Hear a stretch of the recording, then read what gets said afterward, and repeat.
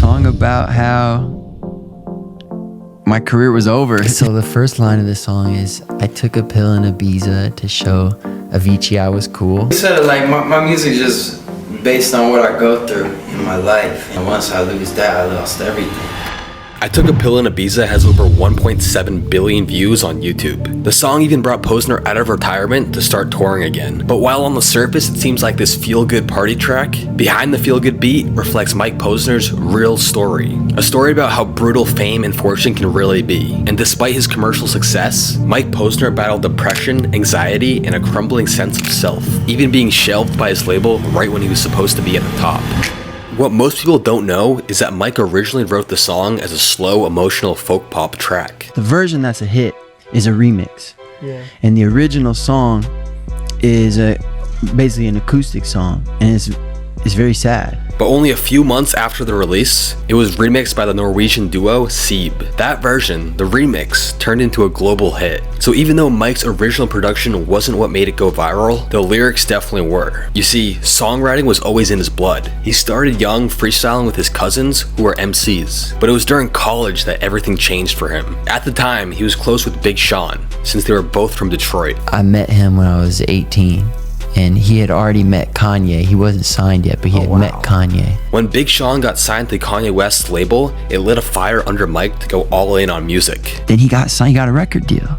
I'm like, dude, if he can get a record deal, I can get a record deal for sure. While attending Duke University, Mike set up his own studio in his dorm room and began seriously recording. But in 2009 was when he had his first real piece of good music. With the help from Big Sean, Mike produced his first mixtape, A Matter of Time. But there was one big problem. How would he get people to actually listen to it? You see, in the early 2000s, people would pirate everything. When we were at Duke, we did not pay for music. And so I knew no one was gonna pay for my music because we weren't paying for Kanye's music. We weren't paying for Jay-Z. The artists we loved the most, we were stealing their music.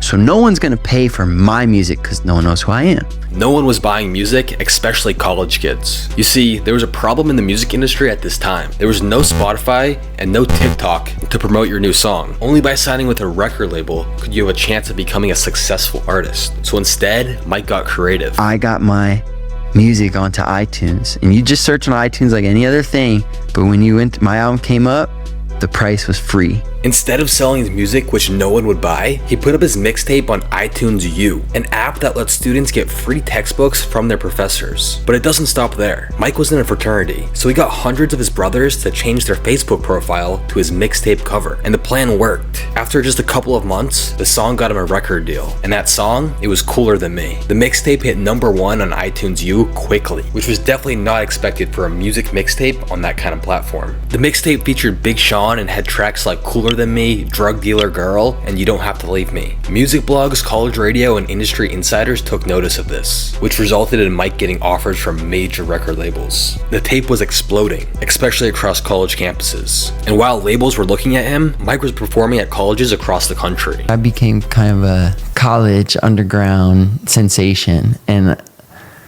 I was like the man inside of that world, and I was in college, so it was pretty surreal, like, you know, to go to another campus and everyone knows who you are. Earning thousands of dollars every weekend, all while doing homework on the plane ride back to school. He eventually signed to J Records in July of 2009. Mike later said in interviews, "They told me to stop rapping. Rap's not your lane. Just sing the hooks." And that's what he started to do. At this point, he was 21 years old and still a senior at Duke. He followed that with his debut album, 31 Minutes to Take Off, in August of 2010. It had hit songs like Cooler Than Me and Please Don't Go. Both went platinum. He was touring, doing talk shows, and getting radio hits. But behind the scenes, Mike was already feeling burned out, and that's when it took a turn for the worst. Like touring around the world, taking my shirt off at shows, making more money than I deserve, and then strange thing happened. I put out another song after that, and it like wasn't really a hit.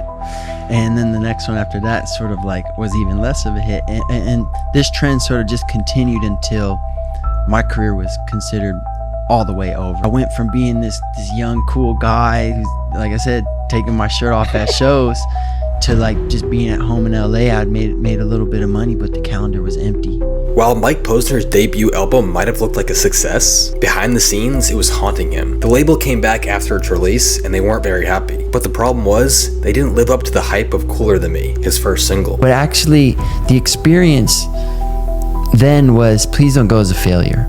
Really? Because it wasn't as big as Cooler Than Me. But also really felt like a failure.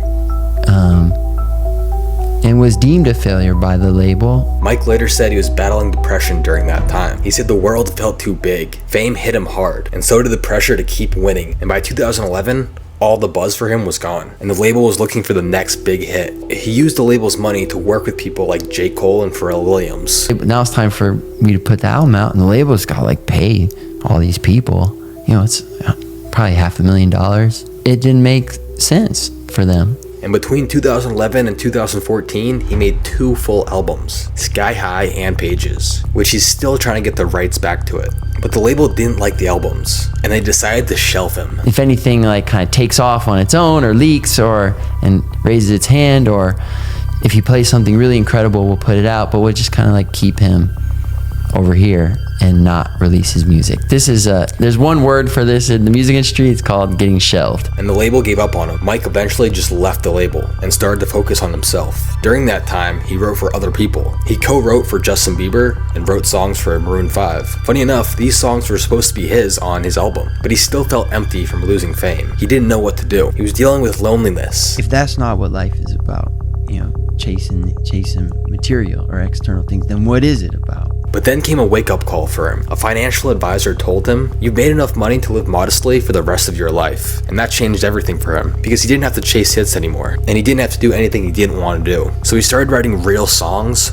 and honest ones. Stuff that actually reflected how he felt. And in 2015, he wrote I Took a Pill in Ibiza. It was a quiet, acoustic song. It was real, written from one of the lowest points of his life. At the time, he saw himself as this one-hit wonder, and that song came straight from pain. The song was then remixed and turned into a global hit. The song took off, and suddenly, Mike Posner was back, touring around the world again. But this time, he was mentally clear. But even with this comeback, life hit him hard. In 2017, his dad passed away from brain cancer. He then lost Avicii and Mac Miller. It hit him hard, but he pushed through it. He later said that Avicii's death in particular was a wake-up call. It forced Posner to confront his own purpose. He said, "One day I'll be dead," and that motivated him to take some action. I wanted to do it for 5 years, and it really wasn't until after my dad died, and then when my friend Avicii died, that I knew my life is now. In 2019, Mike Posner decided to walk across America, not for any attention, just for himself.